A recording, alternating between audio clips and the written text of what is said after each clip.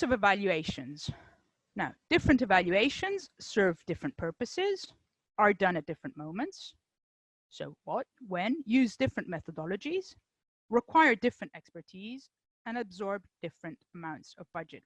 Now, the midterm evaluation, when is this carried out? Normally, about midway through the implementation. So this was easy. Why do we carry out a midterm evaluation beyond the compliance or the obligation to carry out this evaluation? It's to understand progress against plans and to understand why progress is being achieved as planned or maybe is not being achieved as planned. We carry out midterm evaluations to suggest a number of corrective actions, corrective measures, which will enhance the efficiency and the effectiveness of the project in the remaining period.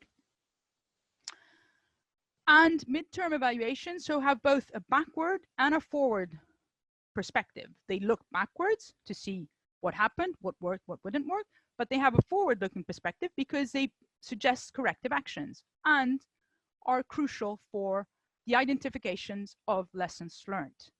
Now, if you have to launch a phase 2 of a project and you carry out a final evaluation, the results of that evaluation will come in too late.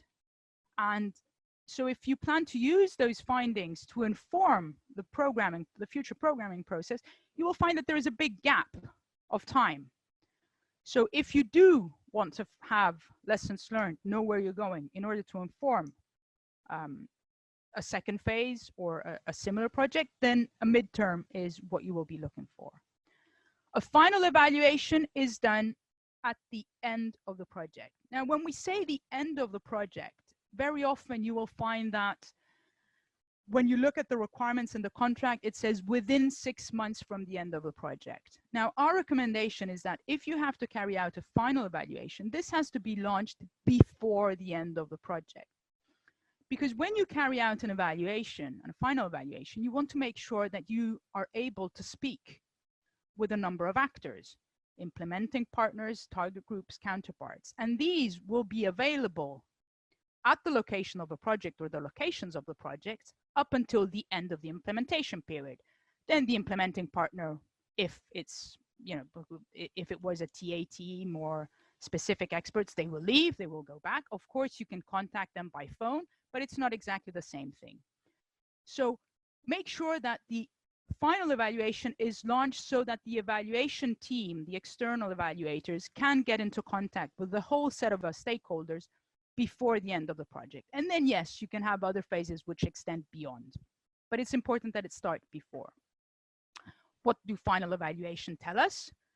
Well, they have a very important accountability dimension, which is one of the key functions on evaluation. They tell us what results have been achieved, what outputs have been delivered, what outcomes we have contributed to. It tells us which factors have contributed to what kind of change. Also tell us if there have been obstacles which have prevented the achievement of given results. And we refer to these as enabling or disabling factors. Some of these can be internal to the project, but some of these, in most cases, we will find that these are external to the project and relate to the context. And again, yes, final evaluations do indeed provide recommendations and provide lessons learned for future design. But future design, which is not a project which will start as soon as this is ended, because there's a time lag between the two. Ex post evaluations are done instead at a time when the impacts of the evaluation start to become visible, 1-2 years after the end of an intervention. They focus on impact and sustainability.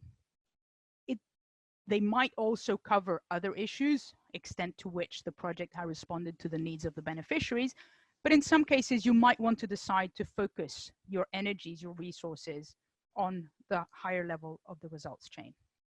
They analyze not only the expected impacts, but also the unexpected impacts. Have there been any unexpected, positive, negative effects?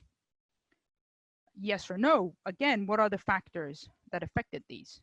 And of course, also ex post evaluations do provide recommendations, do provide lessons learned, which can be used to inform future interventions.